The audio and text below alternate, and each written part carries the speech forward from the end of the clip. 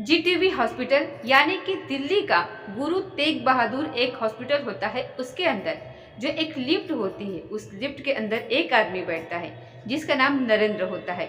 Narendra operator का काम करता है और इसी बीच में दो सगे भाई जो कि दोनों के दोनों तांत्रिक होते हैं, वो वहां पर आ जाते हैं।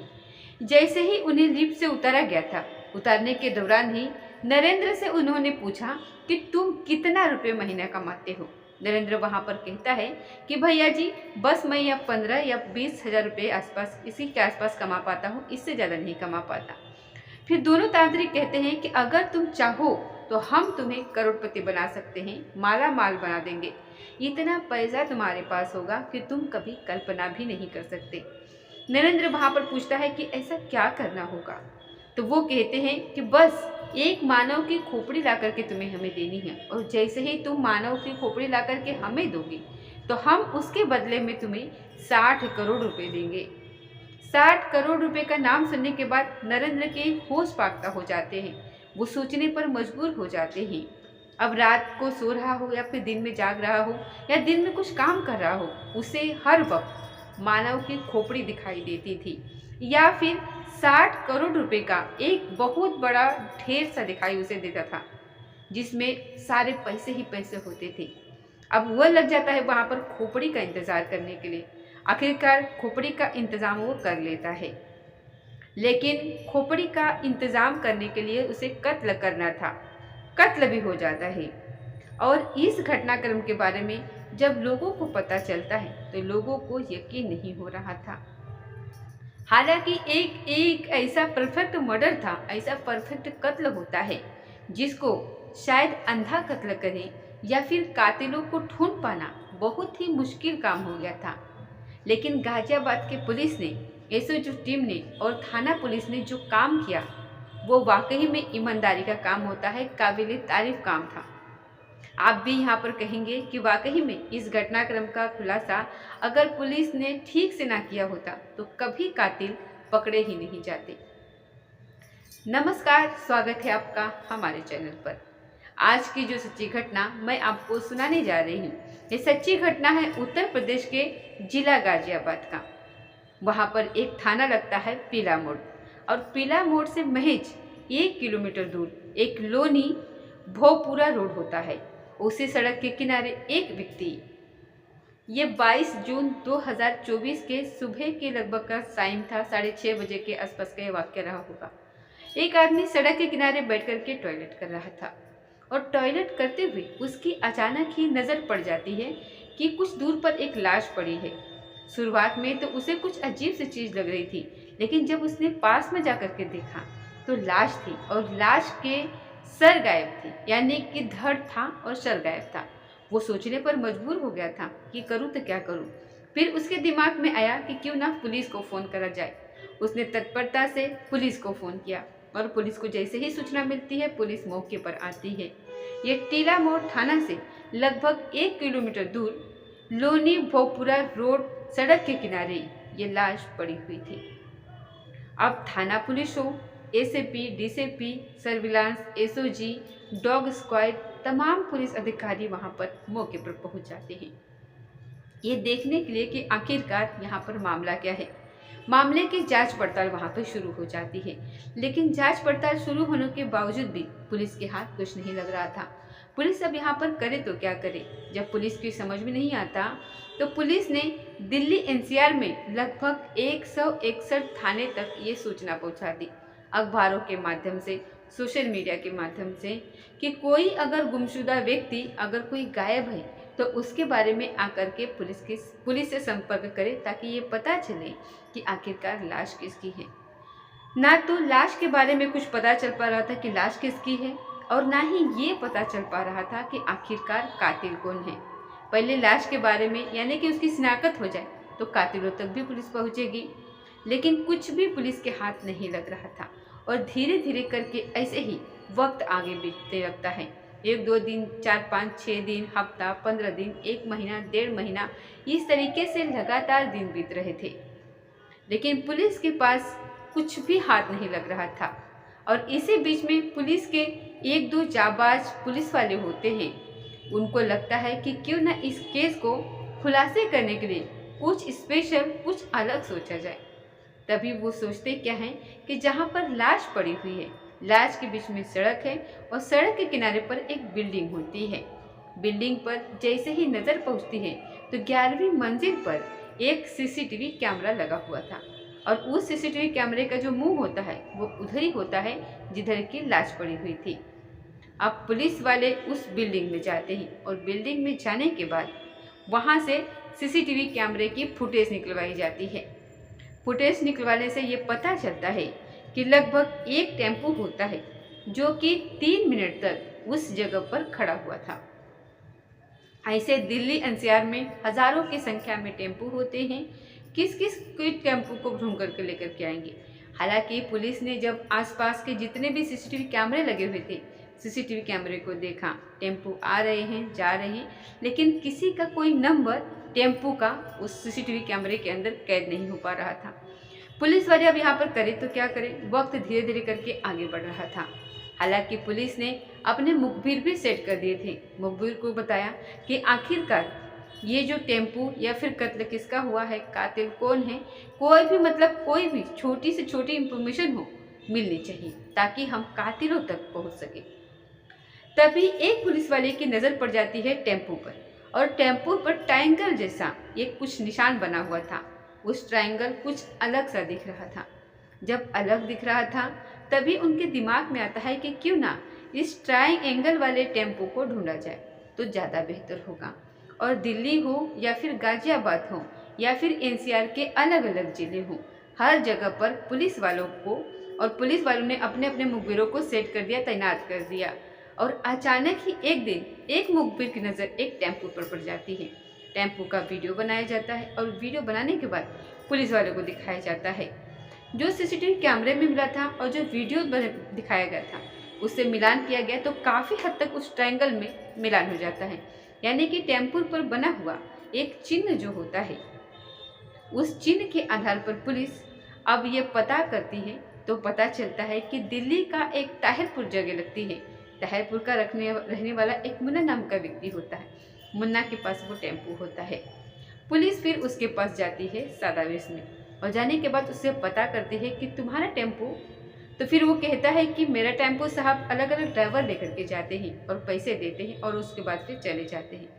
फिर उससे पूछा जाता है कि आपको याद है 22 या फिर 21 तारीख ये जून 2024 को तुम्हारे टेम्पो कौन लेकर के गया था।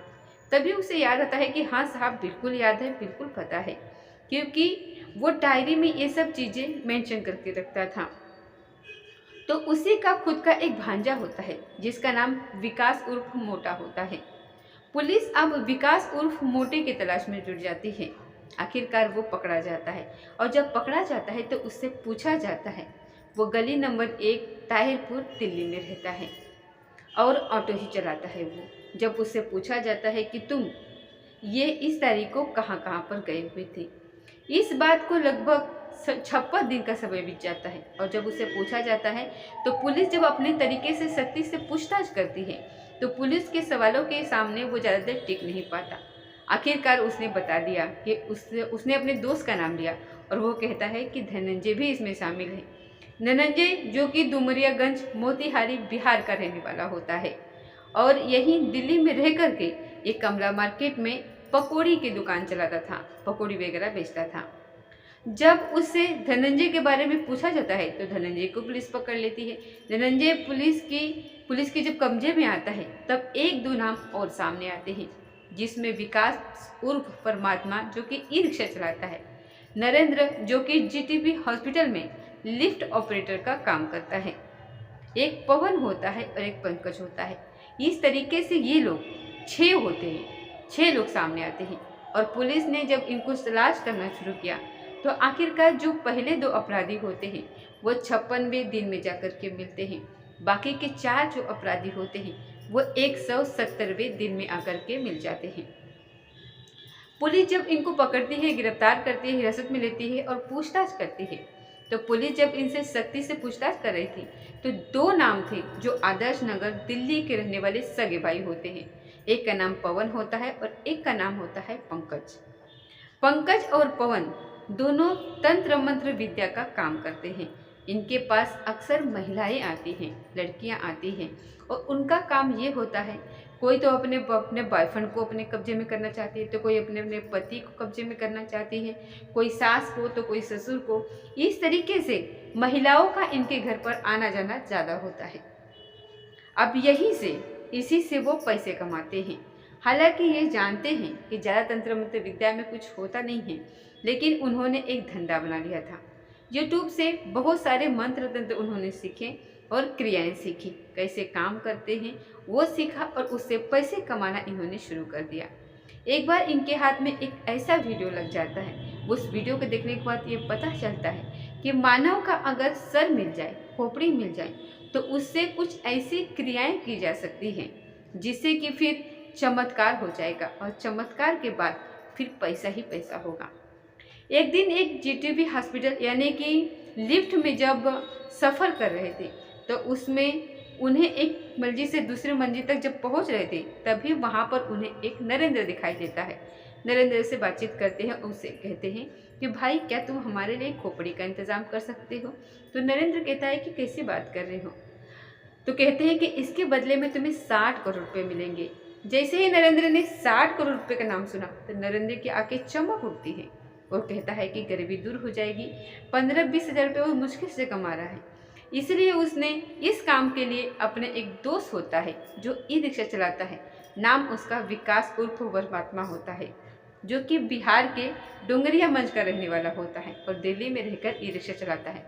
उससे कहता है कि दोस्त, अगर यार एक खोपड़ी का इंतज़ार हो जाए तो पैसा ही पैसा अपने पास होगा। फिर वो कहता है कि ठीक है, एक खोपड़ी का इंतज़ार करने में कितना टाइम लगेगा, लेकिन आदमी ऐसा होना चाहिए जिसके बारे में जिसके परिवार को कोई जानकारी ना हो या फिर कोई उसकी तलाश ना करे। अब ऐसे व्यक्ति की तलाश करने की बात आती है। तब नरेंद्र ने विकास से कहा और विकास ने परमात्मा से।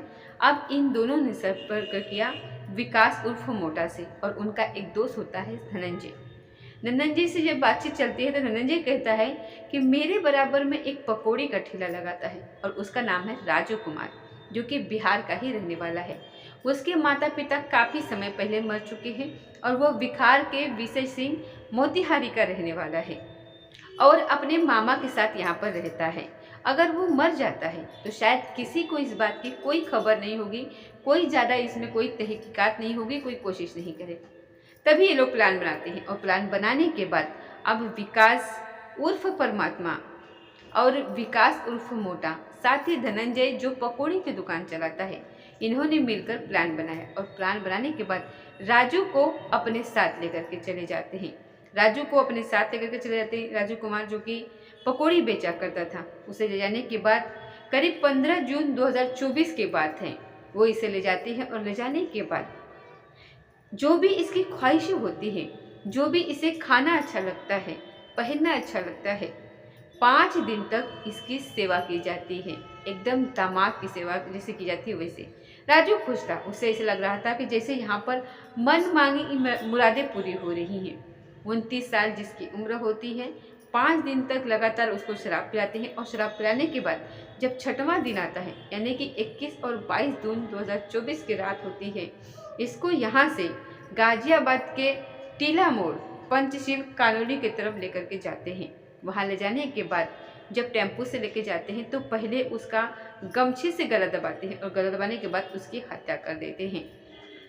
यहाँ से टीला मोड़ थाना से लगभग 1 किलोमीटर दूर लोनी भोपुरा रोड पर उसके वहाँ ले जाने के बाद उसकी गर्दन को बिल्कुल धड़ से अलग कर देते हैं। हालांकि धड़ जो गर्दन से अलग की हुई थी, वो पंचशील कॉलोनी में कर दी थी। उनके पास एक बाल्टी होती है, बाल्टी में सर रख लेते हैं और बॉडी को ये थाने से लगभग 1 किलोमीटर दूर लोनी भोपुरा रोड सड़क के किनारे इसको वहाँ पर फेंक देते हैं। अब यहाँ से खोपड़ी को लेकर के अपने साथ चले जाते हैं। पहले ही दिशा निर्देश दे गए थे, साफ सुथरी खोपड़ी होनी चाहिए, ज़्यादा उसमें गंदगी नहीं होनी चाहिए, यानी कि उस पर जो खाल होती है, सर पर जो बाढ़ होती है, नाक है, कान है, ये बिल्कुल अलग होने चाहिए। अब इसको लेकर के लोग बैठ जाते हैं। लगभग कई घंटे बीत जाते हैं। कई घंटे बीतने के बाद सर के बाल उतारे जाते हैं, नाक कान काटे जाते हैं, आंखें निकाली जाती हैं। और जब एक खोपड़ी एकदम से साफ सुथरी हो जाती है, बिना खाल की हो जाती है, तो उसे ले जाने के बाद तांत्रिक के हाथ में दे देते हैं। अब तांत्रिक भाइयों ने उस खोपड़ी को अपने पास रखा और सामने रखने के बाद उस पर क्रियाएं करना शुरू कर दिया। पहले दिन क्रिया करते हैं, कुछ सफलता नहीं मिलती। दूसरे दिन क्रिया करते हैं तो भी सफलता नहीं मिलती। तीसरे दिन, चौथे दिन, पांचवें दिन, छठे दिन, सातवें दिन लगातार क्रियाएं कर रहे थे, लेकिन खोपड़ी काम ही नहीं कर रही थी। यानी कि जो यूट्यूब पर वीडियो देखी थी, वीडियो बनाने के बाद अब यहाँ से पैसे कमाने की जो विद्या थी उसको वो हासिल करना चाहते थे, लेकिन वो हासिल नहीं होती है। कोई ऐसा तंत्र मंत्र काम नहीं कर रहा था, परेशान हो जाते हैं। अब जो जीटीवी हॉस्पिटल में लिफ्ट ऑपरेटर का काम करता था नरेंद्र, उसने कहा कि पैसे दे दो मुझे। फिर वो कहते हैं कि तुम्हारी खोपड़ी काम नहीं कर रही है, इस खोपड़ी पर चोट का निशान है जिसकी वजह से ये काम नहीं कर रही है, तुम्हें दूसरी खोपड़ी ला करके देनी पड़ेगी। दूसरी खोपड़ी ला करके दोगे तभी तुम्हें पैसे का इंतजाम किया जाएगा तुम्हारे, और तुम्हें दिए जाएंगे। अब नरेंद्र परेशान हो जाता है, बाकी लोग भी परेशान हो जाते हैं। अब जिसके पास ये बात पहुंचती है उनको असल में ये नहीं बताया गया था, जिन्होंने कत्ल किया था, जिन्होंने इंतजाम किया था, उनको सिर्फ 5 लाख रुपए का इंतजाम लालच दिया गया था कि एक खोपड़ी का अगर इंतजाम कर दोगे तो हम आपको 5 लाख रुपए देंगे, लेकिन काम होने के बाद। इसी तरीके से हालांकि पुलिस ने इन कातिलों को पकड़ लिया है और खोपड़ी खंडित करने की बात कह करके जब ये बात आती है तो यहाँ से अब ये अपने सब के सब अपने आप को बचाने में जुट जाते हैं। जब तांत्रिकों ने उस खोपड़ी को एक दिल्ली के मजिस्ट्रेट पार्क के पास एक मेट्रो हॉस्पिटल होता है, उसी के पास एक नाला होता है, वो उसे वहाँ फेंक देते हैं। धड़ उसका पहले ही पुलिस को मिल जाता है। लेकिन जब पुलिस इनके यहाँ पर रेड डालती है तांत्रिकों के पास, तो उनके पास एक छोटी सी खोपड़ी मिलती है। पुलिस ने जब उस खोपड़ी के बारे में पूछा कि ये खोपड़ी किसकी है, जो पहले से ही मौजूद है, तो वो कहते हैं कि साहब ये बंदर की खोपड़ी है। जब महिलाएं या फिर लड़कियां कोई भी अपना काम कराने के लिए यहाँ पर आया करती थी, तो जब भी कोई बात होती थी तो वो कहते थे कि ये खोपड़ी किसकी है। अक्सर पूछती थी, उसका साइज छोटा था, तो इसीलिए एक तो बड़ी खोपड़ी की ज़रूरत थी, दूसरा यूट्यूब पर वीडियो देखने के बाद पता चलता है कि अगर खोपड़ी से क्रियाएं की जाए तो बहुत सारा पैसा इकट्ठा हो सकता है, और इसलिए वो पैसा इकट्ठा करना चाहते थे। लेकिन इसको पकड़ने में पुलिस को देर इसलिए लगी, हालांकि पुलिस ने जो पहले 2 अपराधी होते हैं वो 15 अगस्त 2024 को गिरफ्तार कर लिए जाते हैं। बाकी के जो अपराधी होते हैं वो भाग जाते हैं और बताया जाता है कि नेपाल की तरफ निकल जाते हैं। लेकिन पुलिस ने अपना जो भी तंत्र मंत्र था, पुलिस ने भी अपना तंत्र मंत्र लगाना शुरू कर दिया, और जितने भी अपराधी होते हैं सभी को पकड़ लेते हैं। और ये पकड़े जाते हैं 7 दिसंबर 2024 को। और 7 दिसंबर 2024 को पुलिस इस घटनाक्रम का गाजियाबाद की पुलिस जब खुलासा करती है तो लोगों को यकीन नहीं हो रहा था कि एक गरीब आदमी, एक जो पकौड़ी बेचकर अपने मामा के साथ रहकर अपनी ज़िंदगी का गुजर बसर कर रहा था, जिसके माता पिता काफ़ी समय पहले ख़त्म हो चुके हैं। हालांकि उसके मामा ने संबंधित थाने में जाकर के ये गुमशुदगी की रिपोर्ट दर्ज कराई थी, दिल्ली में संपर्क किया था कि मेरा जो भांजा है जिसकी उम्र 29 साल है, जिसका नाम राजू होता है, वो अचानक से गायब हो गया है, लापता हो गया है। लेकिन पुलिस ने उसकी बात नहीं सुनी। पुलिस ने कहा कि ठीक है, हम देख लेंगे, जांच पड़ताल करेंगे। अगर पुलिस ने यह मुकदमा पहले ही तारीख को दर्ज कर लिया होता, या फिर जो ये 15 जून 2024 को ये लापता होता है, अगर ये उसी दिन इसका मुकदमा दर्ज कर लिया होता तो शायद वो मरता नहीं उस दिन, क्योंकि उसे 5 दिन के बाद मारा गया था। दोस्तों, इस पूरे घटनाक्रम को सुनाने का उद्देश्य किसी को परेशान करना नहीं है, किसी का दिल दुखाना नहीं है, बल्कि आपको जागरूक करना है, आपको सचेत करना है।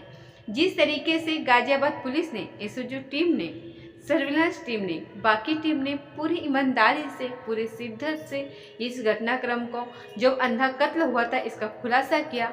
काश दिल्ली की पुलिस ने भी अगर वक्त रहते ये मुकदमा दर्ज कर लिया होता तो राजीव कुमार कभी मरता नहीं, वो जिंदा रहता और तांत्रिक ये पहले ही पकड़े जाते।